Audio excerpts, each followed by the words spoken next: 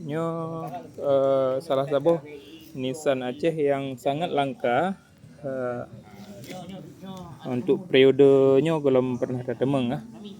Bukannya periode terakhir menurut informasi dari bapaknya Bata Nisannya na pasangan ji namun na ketemung le yang posisi karena dari hempasan tsunami terbawa ke belah no posisi belah no. Nyo sangat langka yang biasanya tertemung di kawasan Malaysia disebut dengan Bata Nisan Belimbing ya. Namun di kawasan Malaysia jenis batu nisannya berbeda bahannya. Bahannya terbuat dari bahan batu laterit ya.